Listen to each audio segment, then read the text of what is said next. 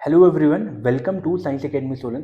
आज की इस वीडियो में हम देखेंगे कि जो बच्चा नया नया ट्वेल्थ में हुआ है, कैसे उसे केमिस्ट्री जो है उसे अपने अप्रोच करनी चाहिए, जो कि साल के एंड में अपने बोर्ड एग्जाम में वो 70 आउट ऑफ 70 जो है वो स्कोर कर पाए। देखो, आपकी क्लास ट्वेल्थ की अगर केमिस्ट्री की मैं बात करूं तो आप अगर ऐसे सोच रहे हो कि मेरी जो 11th जो है वो वेस्ट चली गई है, मैं उसमें सीरियस नहीं था और मुझे उसका कुछ भी नहीं आता है, तो आप अगर प्लस टू में भी सीरियस हो तो वो भी बड़ी बात है। आप प्लस टू में भी जो सीरियस होकर अगर पढ़ाई कर लोगे तो भी आपका जो है वो 70 आउट ऑफ 70 बहुत अच्छे से स्कोर कर लोगे। तो चलिए सबसे पहले चेक करते हैं हम हमारा सिलेबस क्या है। देखो, सिलेबस जो है हमारा वो 3 पार्ट में डिवाइडेड है। सबसे पहले हमारे पास जो आते हैं वो पहले 3 चैप्टर आते हैं फिजिकल केमिस्ट्री के, अगले जो 2 चैप्टर आते हैं वो आते हैं इनऑर्गेनिक केमिस्ट्री के, और अगले जो 5 चैप्टर आते हैं वो आते हैं बेटा ऑर्गेनिक केमिस्ट्री के। अगर मैं फिजिकल केमिस्ट्री की बात करूं तो फिजिकल केमिस्ट्री में हमारे पास 3 टॉपिक है। सबसे पहला टॉपिक हमारे पास आता है सॉल्यूशंस। सॉल्यूशन जो है वो कहीं ना कहीं +1 से रिलेटेड है, जहां पे हम मोलैलिटी पढ़ेंगे, मोल फ्रैक्शन पढ़ेंगे, और ये वाला जो चैप्टर है वो आपका 7 मार्क्स का चैप्टर है। ये वाला जो चैप्टर है वो अगले 2 चैप्टर के लिए भी काफी ज्यादा इंपॉर्टेंट है, क्योंकि यहाँ पे हम क्या पढ़ेंगे, कंसंट्रेशन टर्म्स और कुछ एक इंपॉर्टेंट बातें यहाँ पे देख रहे होंगे। सेकंड चैप्टर जो हमारे पास आता है वो है इलेक्ट्रोकेमिस्ट्री, जो कि काफी बड़ा चैप्टर है। 9 मार्क्स का ये चैप्टर है, तो यहाँ पे टॉपिक भी ज्यादा है, तो ये हमारे पास काफी ज्यादा इंपॉर्टेंट टॉपिक है। उसके बाद हमारे पास एक काफी आसान चैप्टर आ रहा है जिसका नाम है केमिकल काइनेटिक्स। इससे बेटा हर साल बच्चे जो है वो फुल मार्क्स लेके जाते हैं, और इसमें बिना बहुत ज्यादा मेहनत किए आपके अच्छे खासे मार्क्स आ जाते हैं। अगर मैं अगली बात करूं, ये देखो फिजिकल केमिस्ट्री जो है हमारा टोटल जो है वो कितने मार्क्स का है। देखो, फिजिकल केमिस्ट्री की अगर मैं आपको बात बताऊं तो फिजिकल केमिस्ट्री जो है हमारे पास 7 + 9 + 7, ये टोटल हमारे पास 23 मार्क्स का जो है वो फिजिकल केमिस्ट्री रहने वाला है।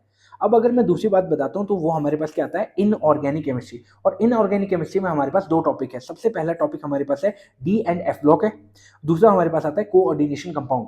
देखो, मैंने बहुत सारे स्कूल्स में और कोचिंग्स में या ट्यूशंस में ऐसे देखा है कि पहले वो क्या करवाते हैं, कोऑर्डिनेशन कंपाउंड करवाते हैं, और उसके बाद जो है वो डी एंड एफ ब्लॉक करवाते हैं, और ये बिल्कुल गलत अप्रोच है।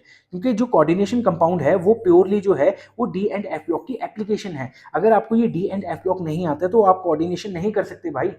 तो आपको सबसे पहले डी एंड एफ ब्लॉक करना है, और उसके बाद जो है वो अपने कोऑर्डिनेशन पे काम करना है। ये जो दोनों चैप्टर जो है वो 7 और 7 14 मार्क्स के चैप्टर है। तो अगर मैं दोनों इनऑर्गेनिक केमिस्ट्री की बात करता हूँ तो ये हमारे पास कितने मार्क्स की है, इनऑर्गेनिक केमिस्ट्री हमारे पास 14 मार्क्स की जो है वो कंटेन करके चलती है। नेक्स्ट अगर मैं बात करता हूँ ऑर्गेनिक केमिस्ट्री की, देखो ऑर्गेनिक केमिस्ट्री में हमारे पास जो है 6 7 8 9 10, ये जो अगले 5 चैप्टर हमारे पास है वो ऑर्गेनिक केमिस्ट्री के चैप्टर है। और एक बात को ध्यान से सुनेंगे, ये वाला जो काम था हमारे पास वो था बुक नंबर 1 का काम था, लेकिन अगला जो काम हमारे पास है वो बुक नंबर 2 का काम है। तो अगर आप यहाँ पे ध्यान से चेक करो, पूरी ऑर्गेनिक केमिस्ट्री जो है वो आपके बुक नंबर 2 के अंदर है। और आपने क्लास +1 में क्या पढ़ा था, सिर्फ 2 चैप्टर पढ़े थे पिछले साल। एक हम आपने पढ़ा था some basic concepts of organic chemistry पढ़ा था, और दूसरा आपने क्या पढ़ा था, हाइड्रोकार्बन्स आपने पढ़ा था। तो ये दोनों चैप्टर जो है वो आपने पिछले साल पढ़ रखे हैं ऑर्गेनिक के, लेकिन इस साल देखो पूरी की पूरी बुक जो है वो ऑर्गेनिक केमिस्ट्री की है।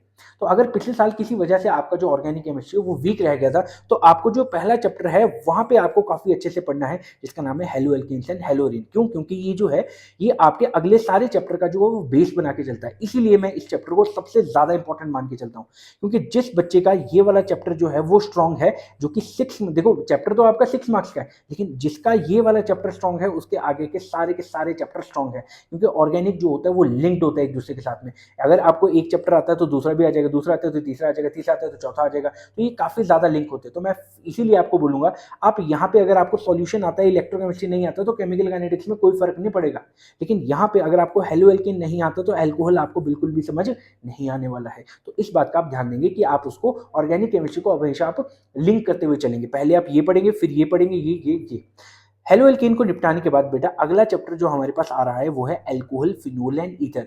यहाँ पे आप पढ़ेंगे कार्बन और ऑक्सीजन के कंपाउंड, और सिमिलरली अगला भी जो चैप्टर है वहां पे भी कार्बन ऑक्सीजन के कंपाउंड पढ़ेंगे, लेकिन यहाँ पे क्या होगा, कार्बन ऑक्सीजन डबल बॉन्ड होगा, और यहाँ पे क्या होता है, कार्बन ऑक्सीजन सिंगल बॉन्ड होता है। देखो, इसकी जो इंपॉर्टेंस है या फिर इसकी जो डीप जाके मैं चीजें जो है वो आपको तभी बताऊंगा जब हम इस चैप्टर को पढ़ रहे होंगे। तो हमारे पास 7 चैप्टर है एल्कोहल, फिनोल एंड ईथर, जो कि 6 मार्क्स का है।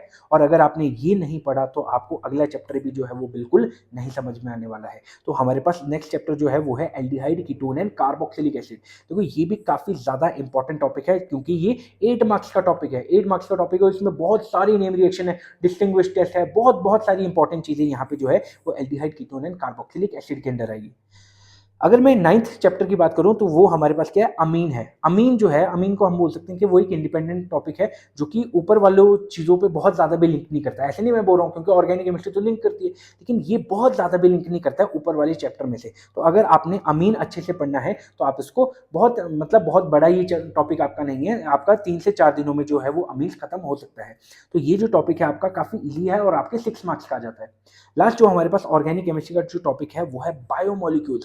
देखो कुछ स्कूलों में मैंने क्या दिखा है कि जो बायोमोलिक्यूल है, बुक नंबर 2 में भाई साहब सबसे पहले स्टार्ट करते हैं बायोमोलिक्यूल।